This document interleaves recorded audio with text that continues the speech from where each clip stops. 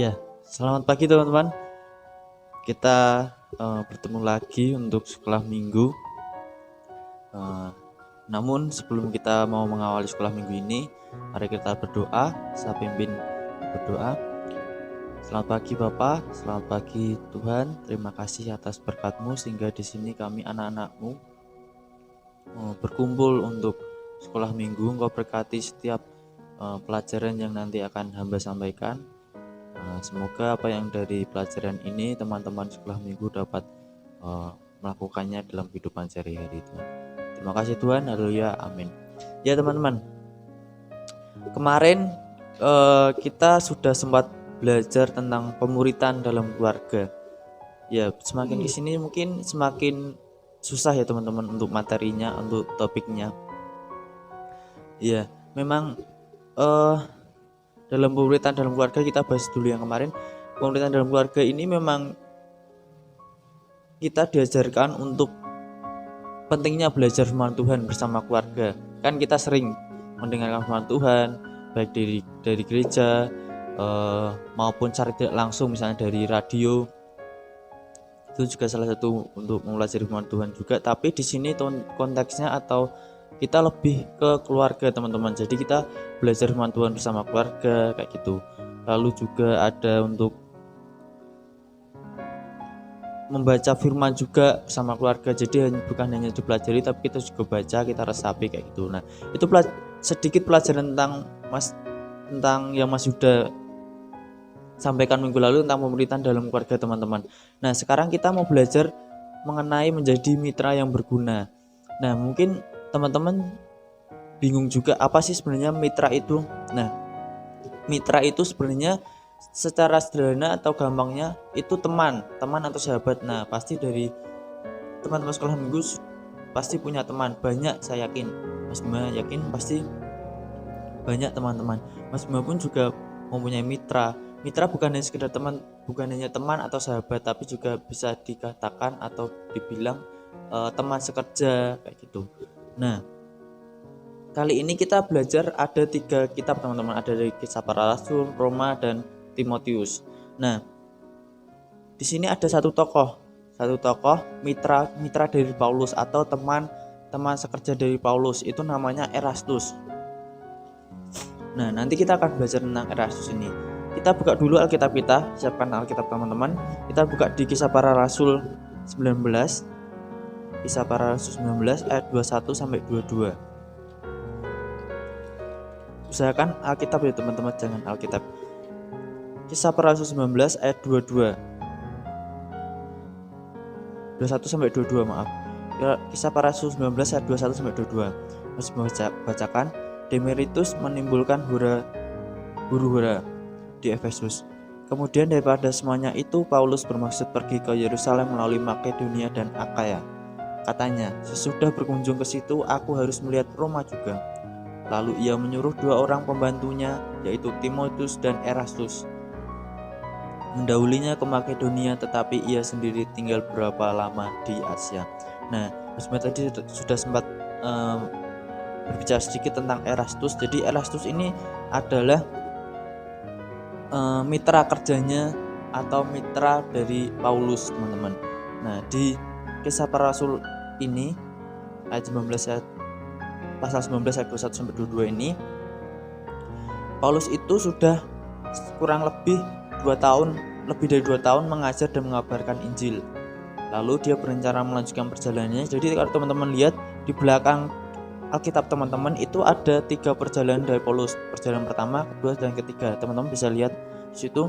Jadi lebih dari 2 tahun dia mengajar dan juga mengabarkan Injil.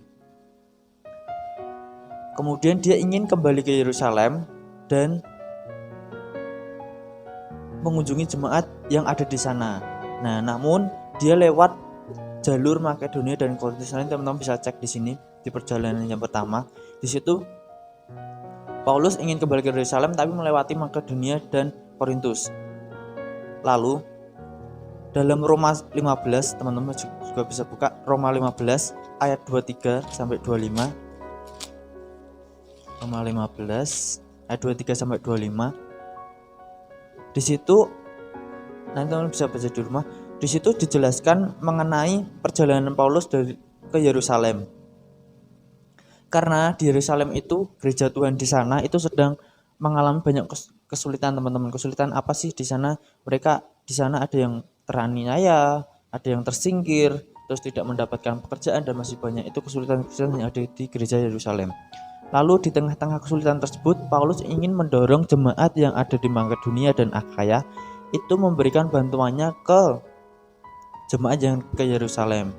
Karena Paulus melihat bahwa di sana perlu bantuan, perlu pertolongan. Nah, lalu akhirnya dia mendorong jemaat-jemaat yang ada di Makedonia dan Akhaya ini untuk memberikan bantuannya ke Yerusalem, gereja Tuhan yang ada di Yerusalem. Lalu tadi Mas Bima sudah sempat bilang bahwa di situ Paulus menyuruh 2 orang, ada Timotius dan Erastus. Tapi di situ kata-katanya adalah pembantu. Kenapa sih pembantu, Mas Bima? Kok bukan mitra? Karena Mas Bima tadi juga bilang mitra. Nah, di sini dijelaskan bahwa pembantu itu berasal dari kata atau menggunakan kata-kata diakoneo. Nanti Mas Bima tuliskan diakoneo yang berarti pelayan dalam arti orang yang melayani atau memperhatikan.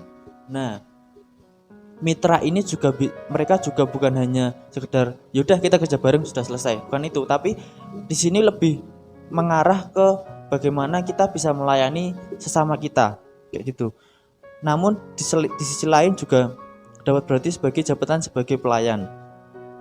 Nah, Timotius dan Erastus ini merupakan pembantu atau diakoneo dari Rasul Paulus.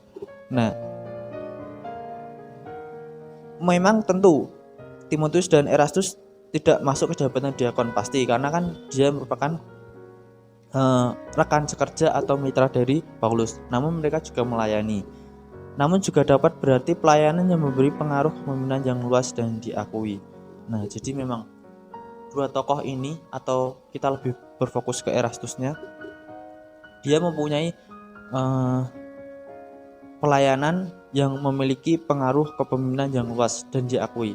Itu berada di ayat Kisah Para Rasul 19 ayat 22. Teman-teman bisa baca lagi, di situ ada kata pembantu. Langsung kita masuk ke Roma ke-16. Sekarang kita masuk ke Roma 16 ayat 23. Teman-teman juga bisa baca di situ. Salam kepada kamu dari Gaius yang memberi tumpangan kepadaku dan kepada seluruh jemaat. Salam kepada kamu dari Erastus bendahara negeri dan dari Quartus saudara kita. Jadi Erastus ini seorang bendahara negeri ya teman-teman, bendahara negeri yang beragama Kristen kayak gitu. Lalu dalam tugasnya ke Makedonia dan Akhaya untuk mengumpulkan sumbangan kepada jemaat di Yerusalem, sebagaimana sudah dijelaskan Mas tadi pasal 19 ayat 22 ini, Erastus ini kemudian tinggal di Korintus dan menjadi bendahara negeri. Lalu kita lanjut lagi ke 2 Timotius teman-teman. Ini ayat terakhir di kitab terakhir. Nah, di 2 Timotius 4 ini ayat 20 harus membacakan, Erastus tinggal di Korintus dan Trofimus ditinggalkan dalam keadaan sakit di Miletus. Nah, di ayat ini Rasul Paulus telah menugaskan Timotius dan Erastus tadi ke Makedonia dan Akhaya. Kemudian Timotius ini menyertai Rasul Paulus menuju ke Yerusalem, sedangkan Erastus tinggal di Korintus. Jadi Timotius ini ikut Rasul Paulus, tapi Erastus tinggal di Korintus. Lalu berita mengenai tinggalnya Erastus di Korintus ini disampaikan kepada Rasul Paulus kepada Timotius melalui surat 2 Timotius ini. Jadi pada surat 2 Timotius ini teman-teman ada berita mengenai Erastus ini tinggal di Korintus. Lalu itu disampaikan Rasul Paulus kepada Timotius, karena kan Timotius ikut ke Rasul Paulus. Lalu dengan tinggalnya Erastus di Korintus dapat dimengerti bahwa Erastus sungguh sedang menjalankan tugas yang sulit. Tugas apa sih yang sulit? Surat 1 dan 2 Korintus mencatat bahwa mengecewakannya jemaat di Korintus bagi Rasul Paulus. Kalau teman-teman baca nanti, teman-teman akan mengerti mengapa sih surat 1 dan 2 Korintus 1 dan 2 Korintus ini mengecewakan bagi Rasul Paulus. Alasannya adalah berbagai dosa ada di dalamnya. Dosa apa aja? Perpecahan, persinahan, menuntut sesama Kristen di pengadilan, dan sebagainya. Hampir semua masalah yang timbul dalam Jemaat Korintus berhubungan langsung dengan latar belakang kehidupan kota Korintus. Nah, jadi di dalam satu surat 1 dan 2 Korintus ini Rasul Paulus kecewa teman-teman. Kecewa karena apa? Banyak dosa di dalamnya. Dosa apa aja? Perpecahan, perzinahan. Lalu sudah sama-sama Kristen, kita sama-sama Kristen tapi menuntut keadilan kayak gitu. Jadi Rasul Paulus kecewa. Nah, dari 3 kitab ini ada ya tadi mitra, Mas bahas mulai dari mitra, lalu dia Rasul Paulus mulai jalan ke Roma, ke maksudnya balik ke Yerusalem kayak gitu, balik lagi ke Yerusalem untuk membantu jemaat yang ada di Yerusalem kayak gitu. Nah, mitra inilah atau mitra dari Rasul Paulus inilah yang membantu tugas Paulus, pelayanan Paulus di situasi yang sulit teman-teman. Erastus mau menolong Rasul Paulus sehingga ia harus tinggal di Korintus di mana keadaan jemaat penuh dengan masalah. Nah, lalu sedangkan Erastus tetap juga harus melakukan pekerjaan sendiri. Demikian juga kita harus rela menolong meski di situasi yang sulit, di samping kita tetap melakukan tugas-tugas kita sendiri. Nah, ini biasanya contoh gampangnya adalah ketika kita sekolah teman-teman, atau kalau yang kuliah ya kita berada di kampus gitu. Biasanya ketika kita sudah mendapatkan PR, kita mendapatkan tugas-tugas yang sulit, yang menurut kita sulit kayak gitu, lalu kita masih harus membantu teman kita, sedangkan tugas kita juga harus kita lakukan atau kita selesaikan. Nah, kita mau nggak sih seperti kayak Erastus, kita harus membantu teman kita, tapi kita juga harus menyelesaikan tugas kita. Lalu yang kedua ada Erastus dengan segera membantu Paulus ketika disuruh melakukan perjalanan ke Makedonia untuk menolong orang-orang di sana yang sedang membutuhkan bantuan bagi jemaat Yerusalem yang sedang kesulitan. Jadi Erastus ini membantu Paulus ketika perjalanan ke Makedonia untuk mengumpulkan bantuan bagi jemaat di Yerusalem atau gereja Tuhan yang di Yerusalem. Sama kayak kita harus melakukan tugas kita ketika tugasnya mungkin sulit. Jadi sesulit apapun tugas itu pasti ada solusi di dalamnya teman-teman. Pasti teman-teman juga bisa mampu menyelesaikannya. Saya yakin teman-teman pasti mempunyai banyak cara untuk menyelesaikannya. Lalu ada 2 tugas teman-teman sebelum kita menutup sekolah minggunya. Ada 2 tugas. Tugasnya gampang. Yang pertama itu ada pertanyaan, nanti teman-teman jawab di situ, gampang banget. Pertanyaan hanya ada 4 pertanyaan. Yang kedua nanti teman-teman silahkan foto, atau teman-teman punya foto ketika teman-teman melakukan suatu tugas. Tugas bukan hanya tugas sekolah ya teman-teman. Nanti Mas Bima kasih contoh di situ. Kalau Mas Bima tugasnya adalah ketika Mas Bima disuruh pelayanan, itu baru awal-awal disuruh pelayan di gereja, bermain musik kayak gitu. Dan Mas Bima masih baru kayak gitu, masih baru dalam ya main musik kayak gitu, sudah disuruh pelayanan. Nanti Mas Bima di situ dijelaskan, di situ ada gambarnya juga, disuruh pelayanan di situ, tapi masih baru dan Mas Bima pasti masih grogi dan sebagainya. Nah, kira-kira teman-teman coba foto, atau misalnya waktu sekolah minggu waktu mengerjakan tugas menurut teman-teman itu susah, coba kalian foto ada kaliannya ya. Jadi ada misalnya kalian lagi ngerjain tugas, lalu minta tolong ada yang fotokan, tapi benar-benar mengerjakan tugas, bukan misalnya teman-teman kelihatan kayak ngerjain tugas tapi sebenarnya nggak ngerjain tugas kayak gitu. Jangan, tapi benar-benar ngerjain tugas yang menurut kalian sulit, apapun itu tugasnya, bukan hanya tugas sekolah, tugas di gereja, tugas selain di gereja juga, terserah teman-teman. Yang penting menurut teman-teman itu adalah tugas yang benar-benar kalian sulit. Lalu setelah kalian foto, coba kalian nanti tulis di situ, tulisannya adalah aku ingin menjadi seperti Erastus. Erastusnya huruf kapital semua. Lalu di bawahnya, karena aku ingin mengerjakan tugas yang sulit. Kenapa sih Mas Bima membuat tugas itu? Karena supaya kalian menjadi terbiasa ketika nanti ada tugas yang sulit, kalian sudah tidak mengeluh dulu, tapi mencoba mengerjakan dulu dengan sungguh-sungguh kayak gitu. Itu tugas yang kedua. Tugas yang pertama adalah cukup menjawab 4 pertanyaan yang gampang dari Mas Bima. Pertanyaan yang pertama nanti Mas Bima juga tuliskan. Pertanyaan pertama adalah Erastus itu siapa sih? Siapanya Paulus? Tadi Mas Bima sudah dikatakan di awal. Erastus itu siapanya Paulus? Itu yang pertama. Nanti teman-teman tulis di buku, terserah buku atau kertas, lalu kalian simpan. Boleh kalian foto juga, masukkan di grup. Lalu yang kedua, dalam kisah para rasul tadi, kisah para rasul 19 ayat 21 sampai 22, itu Erastus itu siapa? Menurut kisah para rasul ya teman-teman, bukan menurut yang tadi kayak Mas Bima tanyakan. Yang pertama tadi siapa Erastus? Siapa Erastus itu siapanya Paulus.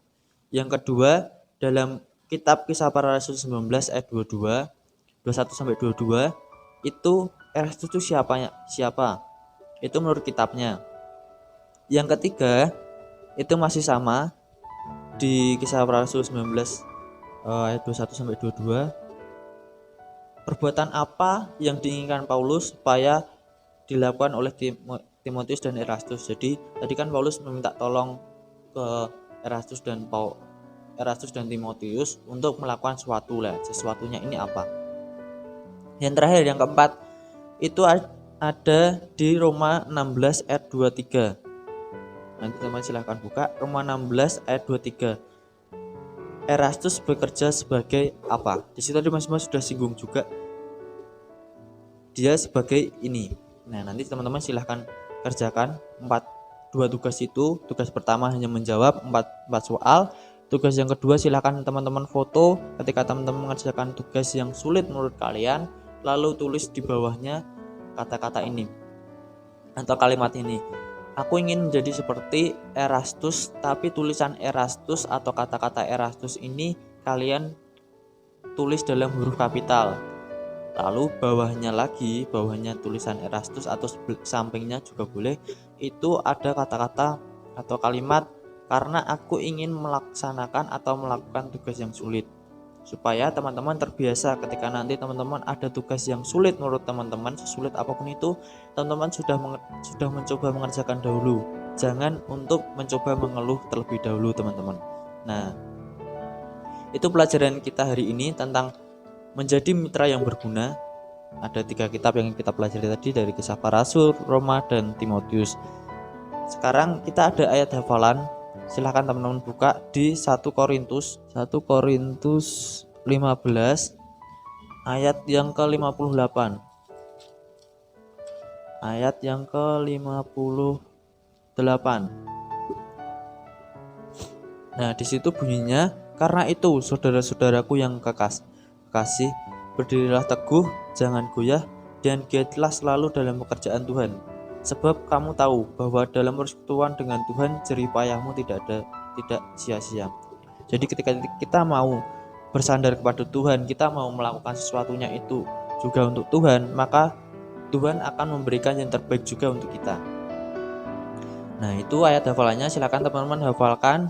Tidak usah di video, tapi teman-teman masih berharap teman-teman benar-benar menghafalkan ini ya. Jadi benar-benar dihafalkan, benar-benar dibaca gitu, supaya teman-teman mengerti dari pelajaran ini, juga mengerti dari ayat yang Mas Bima tadi bacakan dari ayat hafalan 1 Korintus 15 ayat 58. Nah, untuk menutup sekolah minggu kita, mari kita tutup buku kita tutup Alkitab kita dulu. Mari kita berdoa untuk menutup sekolah minggu ini. Mas Bima pimpin dalam doa. Selamat pagi Bapak, selamat pagi Tuhan. Terima kasih atas berkat-Mu sehingga di sini kami anak-anak-Mu dan juga hamba-Mu sudah menyelesaikan sekolah minggu kami. Engkau berkati setiap kami satu persatu. Engkau berkati setiap aktivitas kami juga. Engkau berkati keluarga kami, teman-teman kami. Engkau juga berkati untuk sekolah kami Tuhan. Terima kasih Tuhan untuk setiap pelajaran yang sudah hamba sampaikan. Semoga apa yang hamba sampaikan ini dapat berguna bagi anak-anak sekolah minggu. Semoga di kemudian hari anak-anak sekolah minggu semakin giat dalam membaca firman Tuhan, melakukan firman Tuhan. Terima kasih Tuhan, haleluya, amin. Terima kasih teman-teman sudah sekolah minggu. Tuhan Yesus memberkati.